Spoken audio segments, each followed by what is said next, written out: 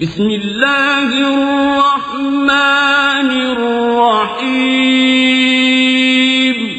اللہ کے نام سے شروع جو نہایت مہربان رحم والا۔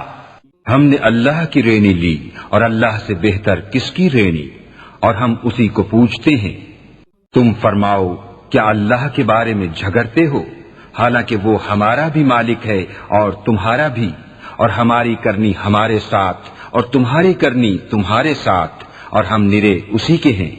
بلکہ تم یوں کہتے ہو کہ ابراہیم و اسماعیل و اسحاق و یعقوب اور ان کے بیٹے یہودی یا نصرانی تھے۔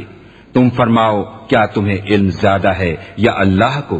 اور اس سے بڑھ کر ظالم کون جس کے پاس اللہ کی طرف کی گواہی ہو اور وہ اسے چھپائے، اور خدا تمہارے کوتکوں سے بے خبر نہیں۔ وہ ایک گروہ ہے کہ گزر گیا، ان کے لیے ان کی کمائی اور تمہارے لیے تمہاری کمائی، اور ان کے کاموں کی تم سے پرسش نہ ہوگی۔ اب کہیں گے بے وقوف لوگ، کس نے پھیر دیا مسلمانوں کو ان کے اس قبلے سے جس پر تھے؟ تم فرما دو کہ پورب پچھم سب اللہ ہی کا ہے، جسے چاہے سیدھی راہ چلاتا ہے۔ اور بات یوں ہی ہے کہ ہم نے تمہیں کیا سب امتوں میں افضل کہ تم لوگوں پر گواہ ہو، اور یہ رسول تمہارے نگہبان و گواہ۔ اور اے محبوب، تم پہلے جس قبلے پر تھے ہم نے وہ اسی لیے مقرر کیا تھا کہ دیکھیں کون رسول کی پیروی کرتا ہے اور کون الٹے پاؤں پھر جاتا ہے۔ اور بے شک یہ بھاری تھی مگر ان پر جنہیں اللہ نے ہدایت کی، اور اللہ کی شان نہیں کہ تمہارا ایمان اکارت کرے۔ بے شک اللہ آدمیوں پر بہت مہربان مہر والا ہے۔ ہم دیکھ رہے ہیں بار بار تمہارا آسمان کی طرف منہ کرنا، تو ضرور ہم تمہیں پھیر دیں گے اس قبلے کی طرف جس میں تمہاری خوشی ہے۔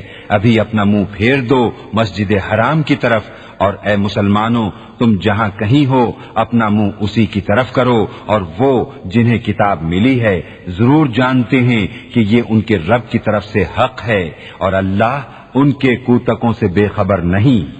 اور اگر تم ان کتابیوں کے پاس ہر نشانی لے کر آؤ، وہ تمہارے قبلے کی پیروی نہ کریں گے، اور نہ تم ان کے قبلے کی پیروی کرو، اور وہ آپس میں بھی ایک دوسرے کے قبلے کے تابع نہیں۔ اور اے سننے والے کسے باشد، اگر تو ان کی خواہشوں پر چلا بعد اس کے کہ تجھے علم مل چکا، تو اس وقت تو ضرور ستمگار ہوگا۔ جنہیں ہم نے کتاب عطا فرمائی وہ اس نبی کو ایسا پہچانتے ہیں جیسے آدمی اپنے بیٹوں کو پہچانتا ہے، اور بے شک ان میں ایک گروہ جان بوجھ کر حق چھپاتے ہیں۔